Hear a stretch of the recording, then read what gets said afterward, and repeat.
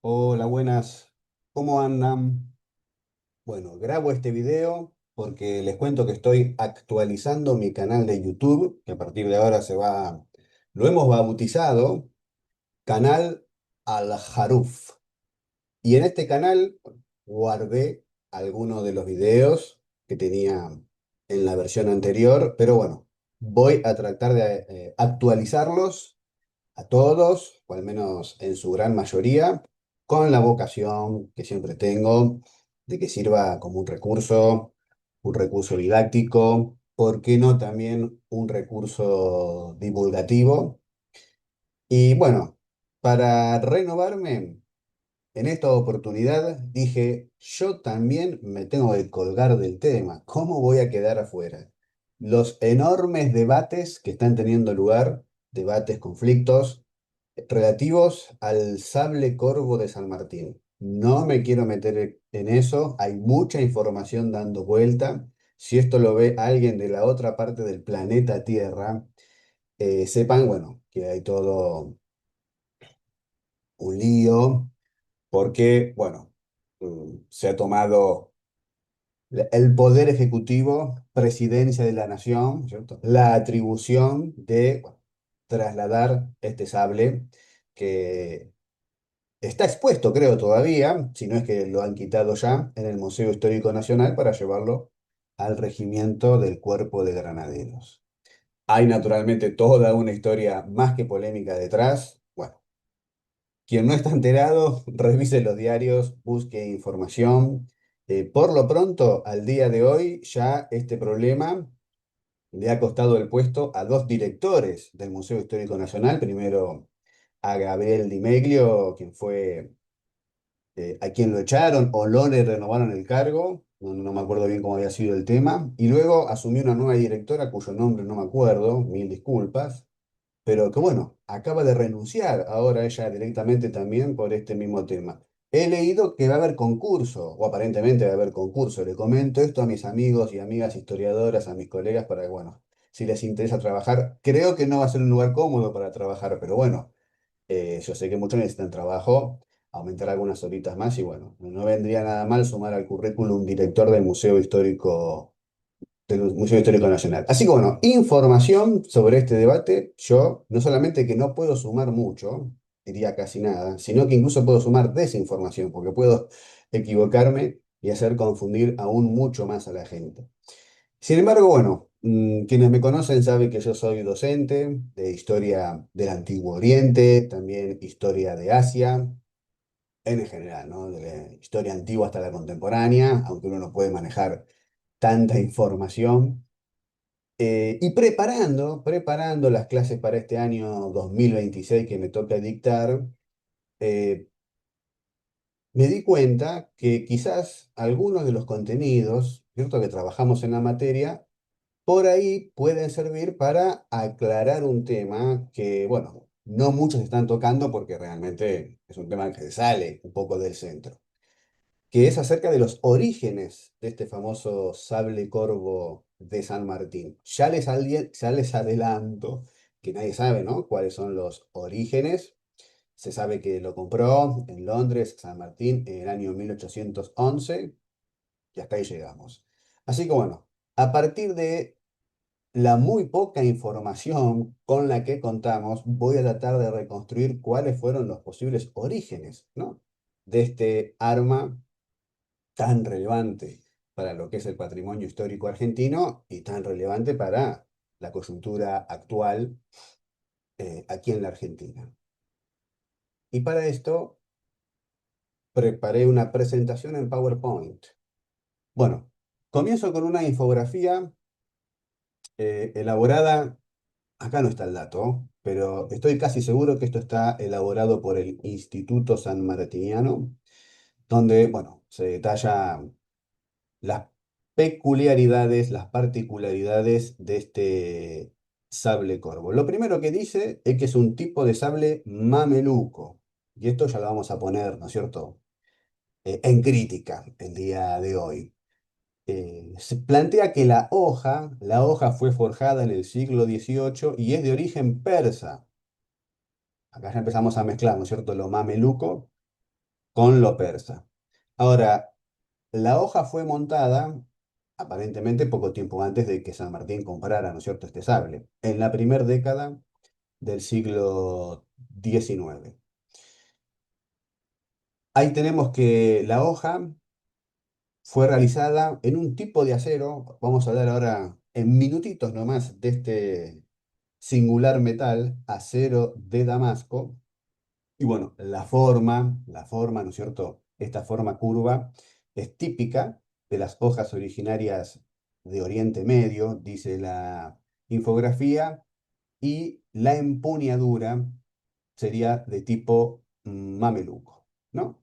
Estos son entonces los elementos, porque después lo que es la vaina, eso, hasta donde tengo entendido, fue elaborada en Europa, ¿no?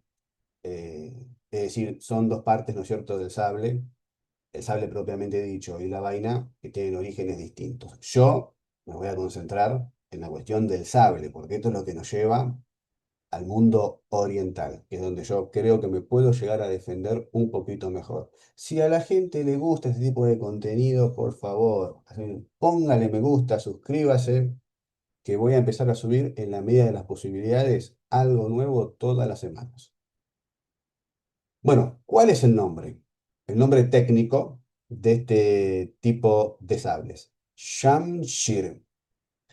Este es el término correcto, que bueno, en Europa occidental, hacia fines del siglo XVIII y comienzo del siglo XIX se lo conocía o como sable persa o como sable mameluco, ¿no?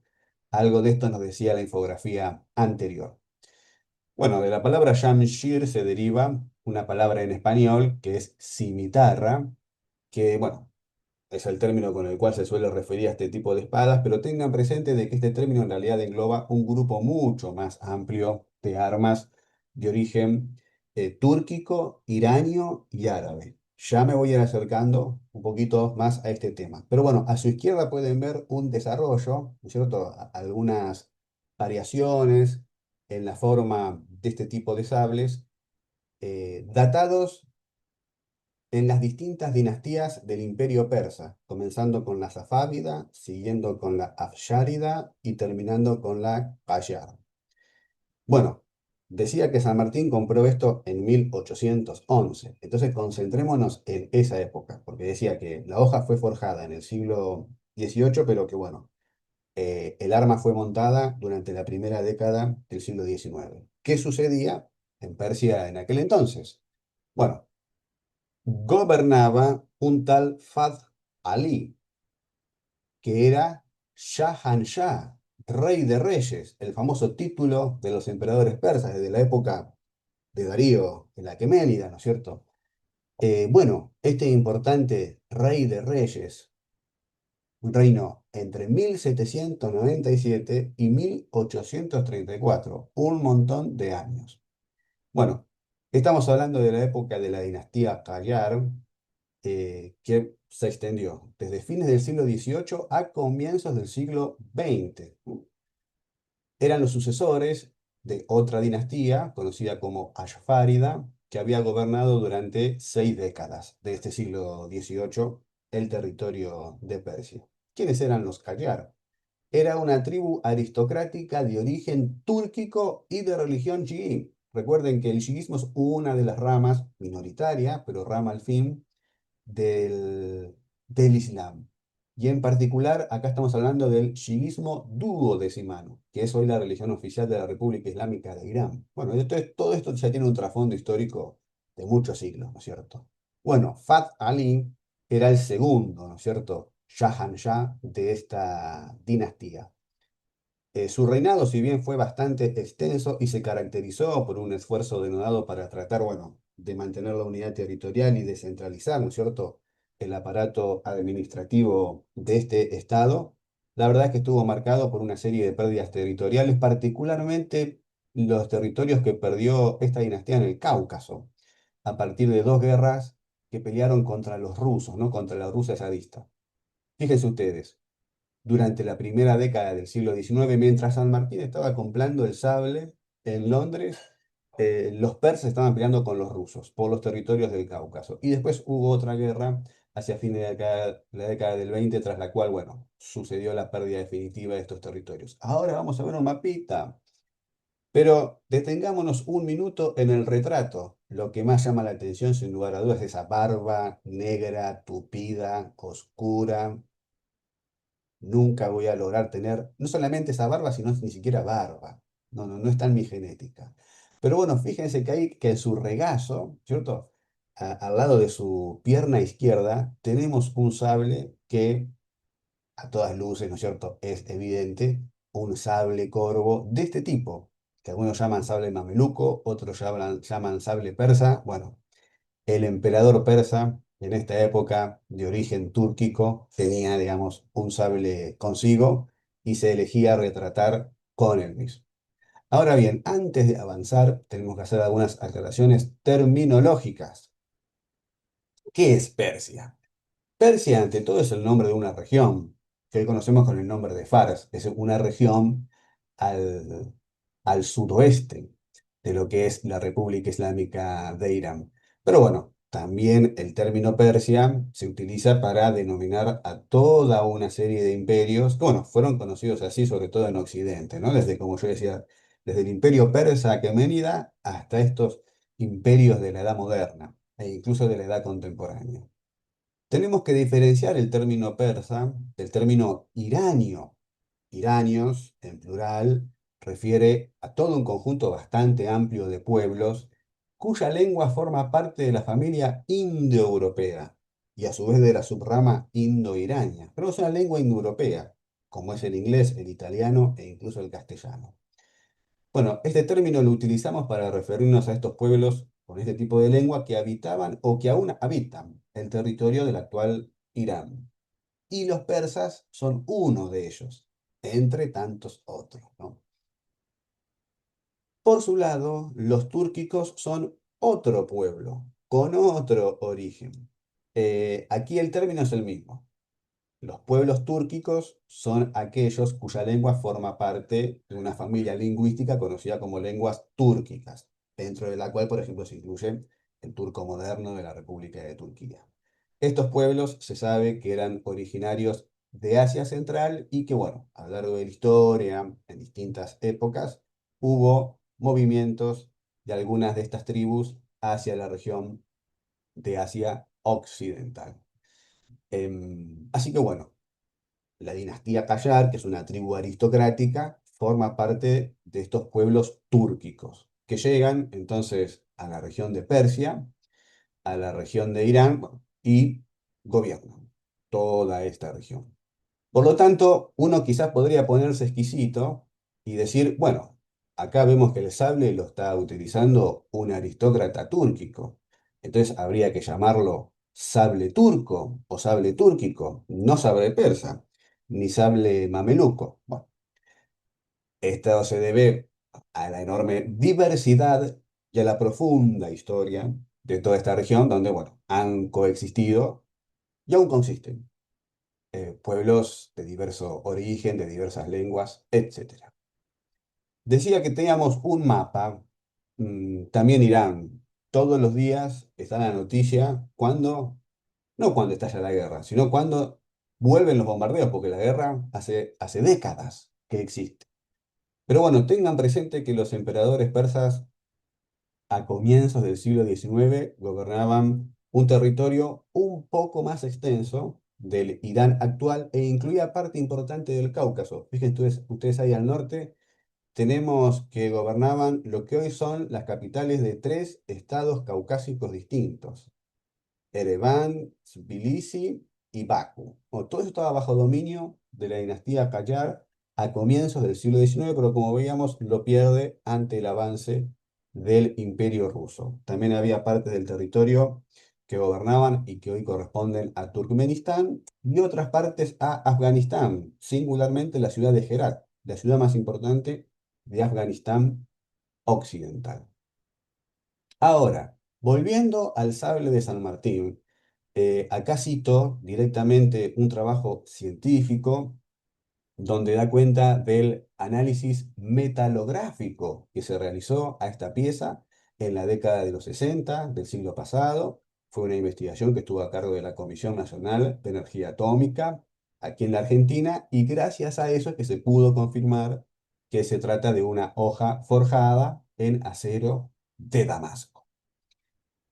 Ahora, tenemos claro que el tipo de sable, su forma, es de origen túrquico, iranio, de ahí el adjetivo persa, que es el nombre con el cual se conocía a los emperadores o al imperio de aquel entonces. Ahora, ¿por qué entonces se lo llama sable mameluco? ¿Y dónde es que está Damasco, ¿no es cierto? ¿Y cuál era la situación en aquel entonces? Entonces, ahora nos movemos un poco más hacia Occidente y tenemos que hablar de la campaña napoleónica de Egipto y Siria, que tuvo lugar entre 1798 y 1701. Justamente son las tropas napoleónicas quienes conocen estos sables, los adoptan, ¿no es cierto? Y les dan fama y se convierte entonces en un arma conocida en Occidente y bueno, muy seguramente había una demanda y entre esos demandantes estuvo el querido San Martín. Bueno, el Imperio Otomano para la época de la campaña napoleónica, ustedes lo ven en este mapa que está a la izquierda, gobernaba una amplísima extensión de territorios que incluían parte de Europa, el norte de África y partes importantes de Asia Occidental, ¿no es cierto? Esta región mal llamada Medio Oriente. Justamente su frontera oriental l- lo separaba de los territorios persas bajo dominio Qajar, que es lo que veíamos recién. Bueno, hacia fines del siglo XVIII, Napoleón emprende, ahí está, bajamos la flechita con el círculo, una importante campaña hacia Egipto para poder adueñarse del territorio y lograr así un camino directo a través del Golfo de Suez y del Mar Rojo hacia el Mar Arábigo, Océano Índico, y a partir de allí entonces disputarle el dominio de la India al Imperio Británico. Acá, hacia la derecha, tenemos, bueno, un mapa mucho más específico con la región de Egipto, el norte de la península de Sinaí y la costa del sur de Levante, la costa de Palestina, donde vemos, bueno, hasta dónde se extendió el dominio francés en esta época, que fue detenido por los británicos en alianza con los otomanos. Esta es la época del sultán Selim III, a la altura de Acre, Acre, Acre o Aco, al norte, ¿no es cierto?, de lo que es Palestina, al sur del Líbano. Fíjense que ahí muy cerquita, ahora aparece otro círculo, está la localidad de Damasco, ¿no?, actual capital de Siria.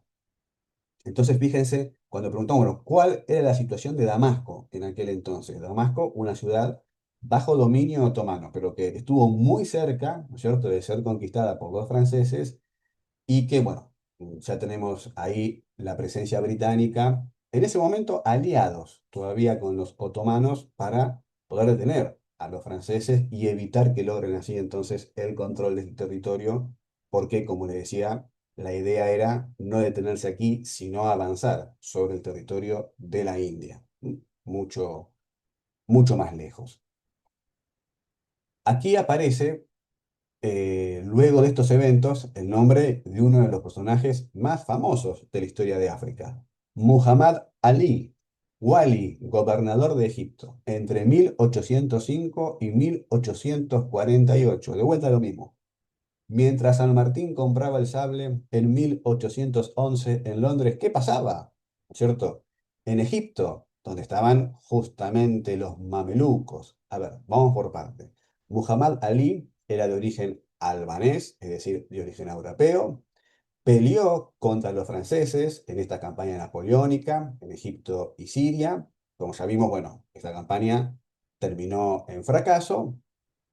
El ejército que defendía Egipto era de origen mameluco. No me quiero meter en este tema porque ameritaría otro video sobre quiénes eran los mamelucos, pero bueno, un origen multiétnico porque el origen e incluso la etimología de la palabra remite a poblaciones esclavizadas o bajo una estricta subordinación personal, que, bueno, tenían la función de pelear, ¿no es cierto?, para los sultanes. Bueno, ellos pelearon, ¿cierto? No pudieron hacer casi nada frente al ejército napoleónico y después tuvieron que ser auxiliados, ¿no? Por el ejército central de los otomanos. Otro tema en el que no me quiero meter porque justo esto coincide con la crisis de los genízaros, ¿no es cierto?, que era el ejército otomano. Y bueno, pero la clave ahí fue la ayuda británica. La campaña termina en 1801, pero entre 1801 y 1805 tiene lugar una fuerte crisis política entre las autoridades militares locales, los mamelucos en Egipto, y los otomanos. La figura carismática que sobresalió y por eso fue designada como gobernador de Egipto fue la de Muhammad Ali. Pero bueno, a partir de esa fecha, más allá de ser gobernador bajo autoridad otomana, la verdad es que gana una enorme autonomía al punto de que muchos especialistas consideran de que era el verdadero soberano, ¿no?, de estos territorios. Ahora vamos con un mapita. Y si bien asumió con el apoyo de los mamelucos, terminó aboliendo su poder político y militar. Lo mismo va a suceder poco tiempo después con los genízaros, ¿no?, en el centro del Imperio Otomano.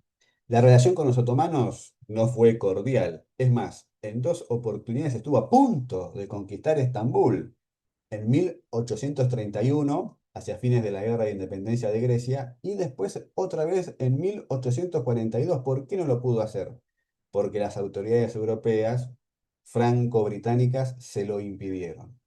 Otra historia para contar en otro video. Acá tenemos un retrato, una pintura de óleo sobre tela, donde lo vemos allí posando y colocando el sable en la misma posición, ¿no es cierto?, que el rey de reyes persa de origen túrquico. Y evidentemente aquí lo que tenemos es un sable corvo muy parecido, ¿no es cierto?, al de San Martín. Entonces, claro, origen mameluco, porque claro, era con el que peleaban las tribus, perdón, eran los soldados mamelucos en Egipto en la época de la invasión napoleónica. Y el propio Muhammad Ali, que peleó en esas guerras, ¿no es cierto? Si bien él era de origen europeo, era de origen albanés, bueno, también posa con este sable. Les decía, les prometí un mapa. Acá tenemos el mapa. Fíjense hasta dónde llegó el territorio que gobernaba, de facto, Muhammad Ali durante la primera mitad del siglo XIX. Naturalmente, todo Egipto, el sur de Egipto, lo que hoy es el territorio de Sudán, e incluso otras partes también de África, y muy importante, tuvo que recuperar las ciudades sagradas de la Meca y Medina, que habían sido conquistadas por la Casa de los Saudíes, que hoy, ¿no es cierto?, a pesar de Muhammad Ali, bueno, recuperó, ¿no es cierto?, hoy, esto lo recuperó al comienzo del siglo XX, ¿no es cierto?, forman parte de Arabia Saudita, ¿no?, esta monarquía árabe. Pero bueno, también, ¿no es cierto?, extendió ahora un territorio en disputa por la región del Levante, de Siria-Palestina, y ahí está ubicado, perdón, ubicada la ciudad de Damasco. Le viene el nombre Acero de Damasco. Entonces, ¿cuál es la situación de Damasco en esta época? Bueno, una ciudad árabe eh, disputada, disputada entre los otomanos y este gobierno de Muhammad Ali. Ahí está, en el círculo ponemos donde está ubicada la ciudad de Damasco. Y bueno, todo esto, como veníamos conversando, se enmarca dentro de una profunda crisis que atraviesa el Imperio Otomano a comienzos del siglo XIX. Ya fue un golpe muy fuerte que la campaña napoleónica haya ocupado Egipto y parte de Siria, al menos durante 3 años, y además que hayan tenido que acudir a la ayuda británica para poder recuperarlo. Y esto mismo, ¿no?, que al fin y al cabo de cuentas termina, la verdad es que los otomanos perdiendo su autoridad sobre Egipto, Siria, partes importantes de Arabia, que son, bueno, las regiones de habla árabe del imperio. También tuvieron que pelear contra el imperio zarista, los rusos, por un lado, mientras peleaban en el Cáucaso, contra la dinastía Qajar, peleaban en el otro frente contra los turcos otomanos y también en esta época hubo lugar dos enfrentamientos, entre 1806 y 1812 y después de vuelta hacia fines de la década del 20. A todo esto se le sumó nada más y nada menos que la Guerra de Independencia de Grecia, que comenzó en 1821 y terminó en 1832 con la Declaración de Independencia de Grecia. Y acá los griegos contaron con el apoyo británico, ruso y francés. Acá es cuando se cambian las alianzas. Eh, e incluso llegó a perder parte importante del norte de África, el Imperio Otomano, cuando en 1830 Francia conquistó lo que conocemos como Argelia o como Algeria. Así que fíjense la profunda crisis que atravesó el Imperio Otomano, que inmediatamente después de esta época ameritó todo un proceso de reformas conocida como época Tanzimat, tema que amerita después otro video. ¿Pero quién gobernaba el Imperio Otomano en esta época? Mientras San Martín compraba el sable corvo en Londres en 1811. Bueno, el sultán de la dinastía Osmanlí, ¿no es cierto? Mahmud II, entre 1808 y 1839. También un reinado bastante extenso. Acá vemos de vuelta otro retrato, bueno, en la famosa Sala del Trono del Palacio Topkapi, ahí en Estambul. Y quizás ustedes no lo logren ver bien, así que por eso bajo un circulito y ahora tenemos, no al lado de su pierna izquierda, pero sí recostado sobre uno de los almohadones del trono, un sable, ¿no? Este sable persa, este sable mameluco, pero que también era un símbolo muy importante de la realeza otomana. Así que, como Muhammad Ali en Egipto, como Fath Ali en Persia, también Mahmud II se retrata con un sable que cuenta con las mismas características. Y ahora sí, para terminar este video, algunas conclusiones. Comenzamos con información nueva. Tengan presente que el acero de Damasco dejó de forjarse hacia fines del siglo XVIII. Por eso en esa primera infografía con la información del sable corvo decían que esto debió de ser la hoja debió haber sido forjada en el siglo XVIII. Las últimas evidencias de esta técnica proceden del sur de la India y de Sri Lanka. Es decir, estamos bastante alejados de la zona mameluca y de la zona persa.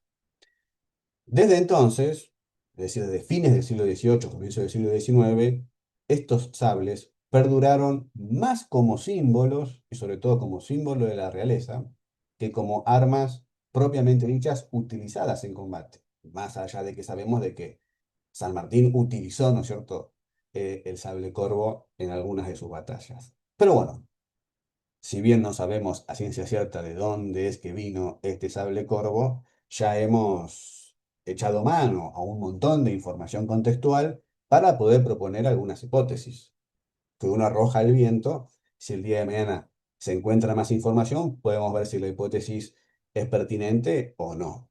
Pero bueno, la verdad es que es altamente probable que haya provenido de alguna de las regiones bajo dominio otomano. Quizás justamente las regiones árabes, donde la presencia inglesa y francesa era más notoria, por lo menos a partir de 1798 en adelante, con la llegada de las tropas napoleónicas, y justamente son estas tropas las que hacen famosa alarma en Occidente. Eh, Así que esta sería entonces la hipótesis que a mí me parece más plausible para tratar de imaginar cuáles fueron los posibles orígenes de este arma que, como decía al comienzo del video, despierta tanta polémica, tantos problemas, ¿no es cierto? Aquí entre, bueno, la comunidad de historiadores, la gente interesada que valora el patrimonio histórico de nuestra patria y las autoridades políticas de turno, ¿no es cierto? Los usos políticos de la historia, como le decimos en nuestra disciplina. Con esto finalizo. Vuelvo a repetir. Voy a tratar de subir todas las semanas o cada 2 semanas un nuevo video que verse sobre temas de historia de Asia, también del norte de África, de la región del Mediterráneo Oriental, ¿por qué no? De la historia antigua hasta la historia contemporánea, tratando de agarrarme, ¿no es cierto?, de buscar los temas que se debaten de coyuntura para entonces ir hacia la historia y ofrecer más información a partir de la cual no solamente podemos aprender cosas nuevas, sino que se nos pueden ocurrir ideas para utilizar, ¿no es cierto?, para generar nuevos recursos didácticos o nuevas cuestiones vinculadas a la divulgación del conocimiento histórico. Con esto finalizo entonces el video. Muchísimas gracias a quienes me han escuchado. Nos vemos en otra oportunidad.